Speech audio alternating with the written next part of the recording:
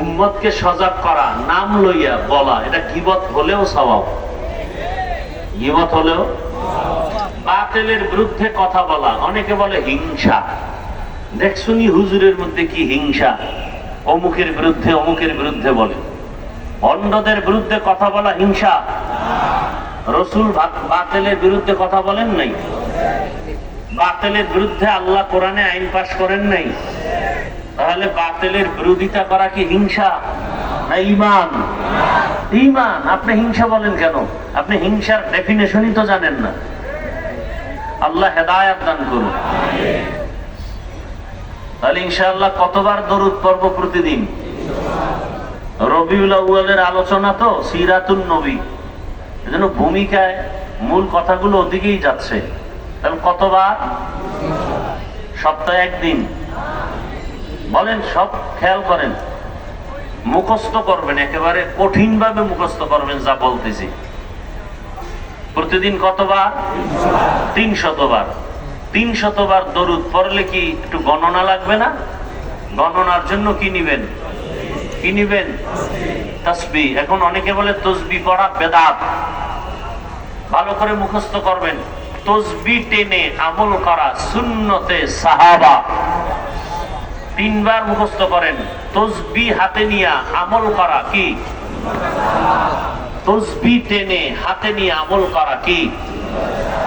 যারা তসবিহ পছন্দ করে না তারা ভণ্ড। কোন ঝামেলা আছে থাকলে দাঁড়ান। তসবিহ হাতে নিয়ে আমল করা কি? বলেন। সুন্নতে। যারা সাহাবা মানে না এরা হক না ভণ্ড? এদেরকে যারা ভণ্ড বলে না তারাও ভণ্ড। তাহলে কি হাতে নিবেন? তসবিহ আছে? আছে। যাগো নাই, এরকে আমরা হাদিয়া দিব। একটা তসবির দাম কত? 20 টাকা। আরে ভাই, জুতা কিনতে পারেন 3000 টাকা, তসবিহ কিনতে এত দাম কেন? প্রশ্ন কেন? আমার আব্বা বলছে যদি 5000 টাকার টুপি পাইতাম ওইটাই কিনতাম। জুতা কিনি 5000 টাকা, তো টুপি থাকবে 1 লাখ টাকা।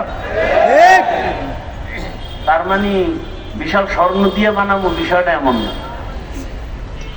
তাহলে সবাই তসবিহ কিনবেন, কারাকারি আমলটা চালু করবেন ইনশাআল্লাহ। হাত নামান। নিজে তসবিহ টানবেন, মায়েরে তসবিহ কিনে দিবেন। কারা কারা?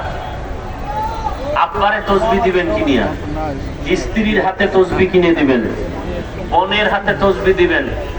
আমি কি অনর্থক বলতেছি? দিবেননি? তসবিহ হাতে থাকলে 100 বার না হোক, 300 বার না হোক, 2-1 বার তো সুবহানাল্লাহ হইব। হবে না? হবে। তসবির আমল চালু হয়ে যাক। আর বাথরুমে গিয়ে কেউ টাইনেন না, সাবধান। আবেগকে কন্ট্রোল করতে হবে। তাহলে তসবিহ হাতে নিয়ে আমল করা ওলামায়ে কেরাম সাক্ষী দেন। ঠিক আছে? ঠিক আছে। আপনারা আউলেই গেলে তো পুরো দেশ আউলেই। আল্লাহ হেদায়েত দান করুন।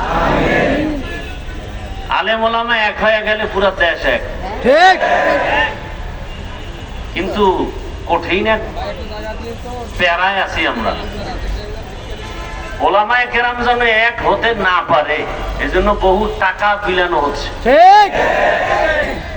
কারণ জানে আলেম ওলামা যদি এক ময়দানে আসে তো এই সোনার বাংলায় কেউ কথা বলতে চাইলে আলেমের অনুমতি নিতে হবে। এটা সব নাস্তিকরা জানে। ঠিক।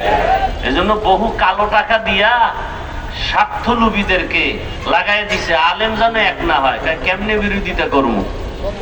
কানে কানে দিয়ে বলবো অমুক আলেম তো আপনারে বাস দিছে, বা ফেসবুকে লেখো।